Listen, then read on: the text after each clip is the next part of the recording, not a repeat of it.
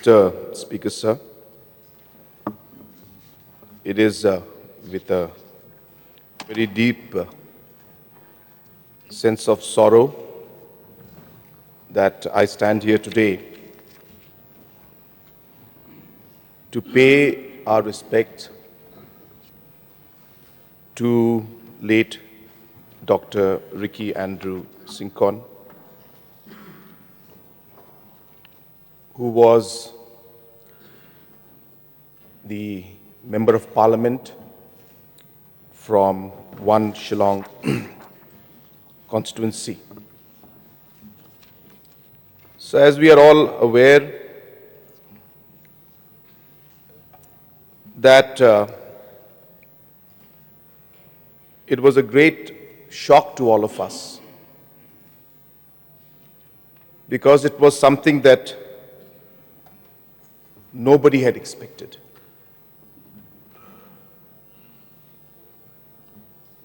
I was with late Dr. Ricky Sincon about 15 days back when we had met in my residence in Delhi. And I recall that I had just landed and the information reached that Honorable MP wanted to meet me. And of course, we fixed a time and we had met. And in that meeting, late Dr. Ricky Sincon had discussed with me regarding a proposal to establish a National Institute of Social Defense in Meghalaya. And he was very keen. So I requested him to send me a note, which he did, and I still have that message with me. And the last message, of course, he sent was, "Good evening, sir. Please see the note on National Institute of Social Defense for your kind perusal. Regards, Dr. Ricky Sincon." And I remember that moment even till now, not because of the fact that he was a Member of Parliament, or not just because he was a Member of Parliament, but somehow, and I'm sure I'm not the only one, that late Dr. Ricky Sincon had this charm, this charisma, and added to all of that, this simplicity with which he carried himself, that just you instantly connected to the person. You just felt that he was an old friend who you knew for a very, very long time. And apart from discussing these points, that moment where we discussed at that point we discussed many other issues.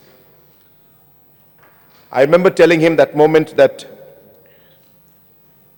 "Doctor, we should work in the larger interest of our state." And I distinctly remember him mentioning that, "Absolutely, sir. It's not the question of which party we belong to. But at the end of the day, we are all here to serve the people of our state." And in fact, I had made plans that once we have this note ready, that both of us, along with officials, can go to the concerned ministry and take forward this proposal. And as I said, that this thought process in my mind and heart came in because of the kind of person that late Dr. Ricky Sincon was.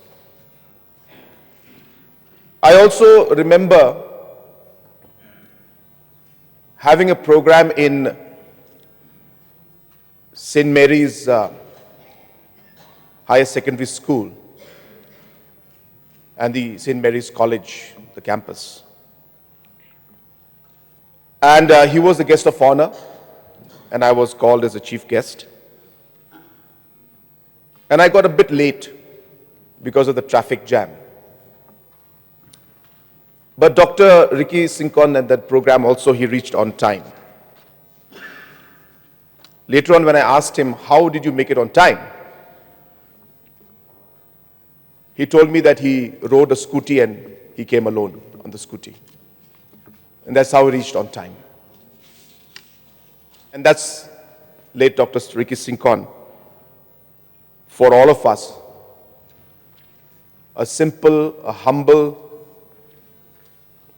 a man of faith, a person who truly was committed to doing good for the people of the state at large.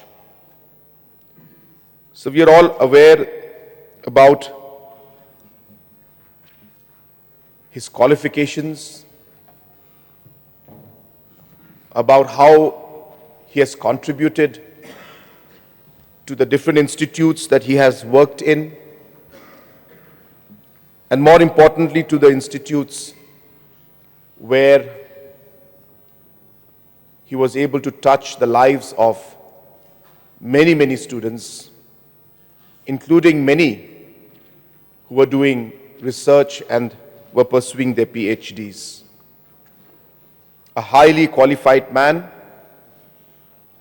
and a person who had used his qualification not just for his own interest, but to help others also qualify and also use his qualifications for the larger interest of the state.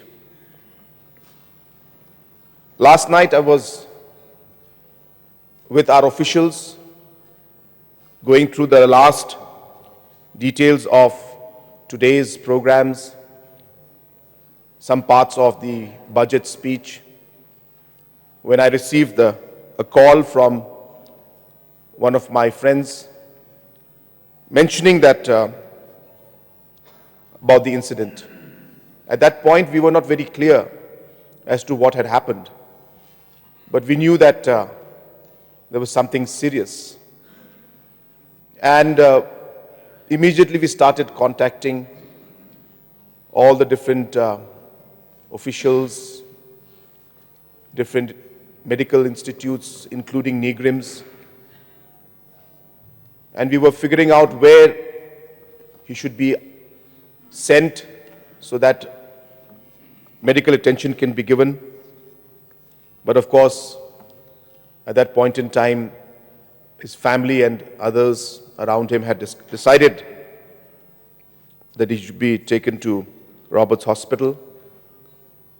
And post that, we got the information that he was no more. Last night, I had visited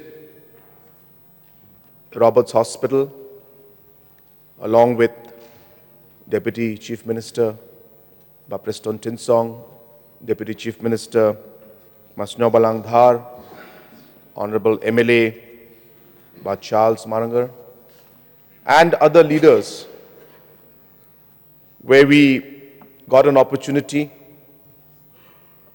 to meet the family members and some of the party leaders to which he belonged. And from there, his remains were taken to Poksay, and we are yet to hear a formal announcement, but we have been informed that the funeral will most likely be held tomorrow. So, based on the information that has been given to us through, or rather information that's been passed on to us, that the funeral will be held tomorrow. As a government, we have decided that in order to pay respects to the departed soul and to his family members, and also to ensure that we are able to allow people to participate and to be there during the funeral. The government has decided that tomorrow, which was supposed to be a working day as part of the compensatory holidays, tomorrow being working day, the government has decided that we will declare holiday in the Eastern Range, or rather in the MP parliamentary constituency, in all the districts which fall under the Shillong MP parliamentary constituency seat. As I said, in order to pay respect to the departed soul, as well as to allow people to be part of the funeral that is most likely to be held tomorrow. So it has been a great loss for the whole state. As a representative in the Lok Sabha, he was not just representative of Shillong or of Khasi Hills and Gentry Hills, but of the whole state. And therefore, this is a loss for all of us, and a loss which will be, or rather I should say a vacuum, which will be very difficult to fill.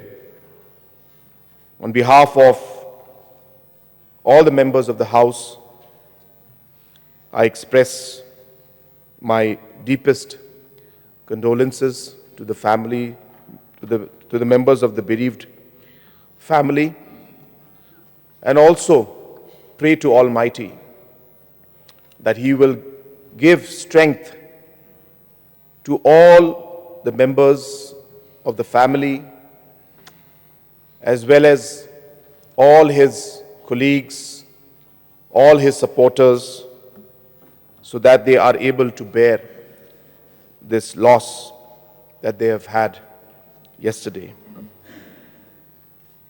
Once again, on behalf of the House, I express my deepest condolences to the bereaved family. With these few words, I resume my seat.